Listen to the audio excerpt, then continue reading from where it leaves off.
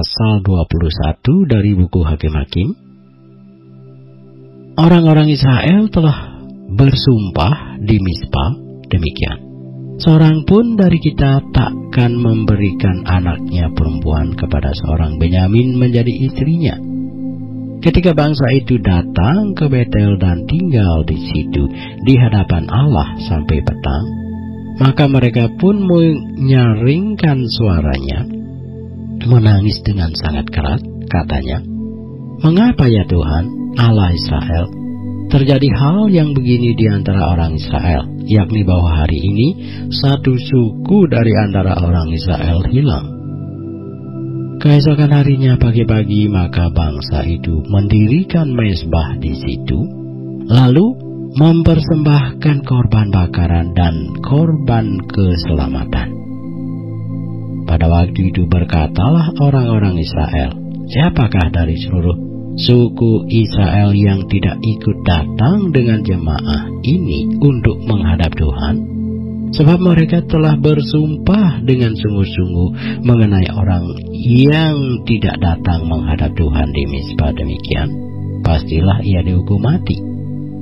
Orang-orang Israel merasa kasihan terhadap suku Benyamin, saudaranya itu. Maka kata mereka, "Hari ini ada satu suku terputus dari orang Israel. Apakah yang dapat kita lakukan kepada orang-orang yang tinggal itu dalam hal mencarikan istri, karena kitalah yang bersumpah demi Tuhan untuk tidak memberikan seorang pun dari anak-anak perempuan kita kepada mereka menjadi istrinya?" Sebab itu berkatalah mereka, "Dari suku-suku Israel adalah satu yang tidak datang menghadap Tuhan di Mizpah."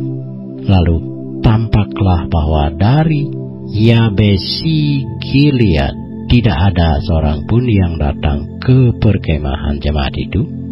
Lalu diperiksa jumlah bangsa itu, dan tampaklah tidak hadir seorang pun dari penduduk Yabesi Gilead. Maka perkumpulan itu menyuruh ke situ 12.000 orang dari orang-orang gagah perkasa dengan memerintahkan kepada mereka demikian, "Pergilah, pukullah penduduk Yabesi Gilead dengan mata pedang, juga perempuan-perempuan dan anak-anak. Tetapi perbuatlah begini, hanya semua laki-laki sajalah, dan semua perempuan yang telah pernah tidur dengan laki-laki harus kamu tumpas." Mereka menjumpai di antara penduduk Yabesi Gilead 400 orang anak gadis, perawan yang belum pernah tidur dengan orang laki-laki. Lalu gadis-gadis itu dibawa mereka ke perkemahan di Silo di tanah Kanaan. Sesudah itu, segenap umat itu menyuruh orang membawa pesan kepada Bani Benyamin yang ada di bukit Batu Rimon, lalu memaklumkan damai kepada mereka. Pada waktu itu, kembalilah suku Benyamin, dan kepada mereka diberikan perempuan-perempuan yang telah dibiarkan hidup dari antara perempuan Yabesi Gilead. Tetapi belum cukup juga jumlahnya bagi mereka. Maka bangsa itu merasa kasihan kepada suku Benyamin, karena Tuhan telah membuat keretakan di antara suku-suku Israel. Kemudian berkatalah para tua-tua umat itu, "Apakah yang dapat kita lakukan kepada yang tinggal ini dalam hal mencarikan istri? Sebab perempuan-perempuan telah punah dari antara suku Benyamin."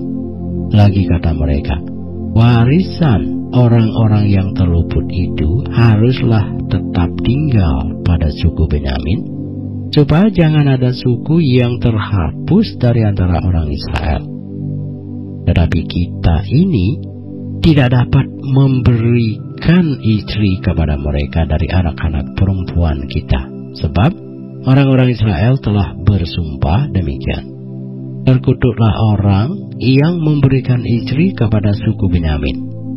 Lalu kata mereka pula, "Setiap tahun ada perayaan bagi Tuhan di Silo yang letaknya di sebelah utara Betel, di sebelah timur jalan raya yang menuju dari Betel ke Sikem, dan di sebelah selatan Lebona.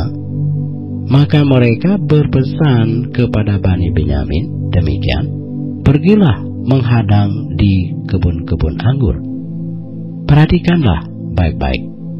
Maka apabila anak-anak perempuan Silo keluar untuk menari-nari, baiklah kamu keluar dari kebun-kebun anggur itu, dan masing-masing melarikan seorang dari anak-anak perempuan Silo itu menjadi istrinya dan pergi ke tanah Benyamin.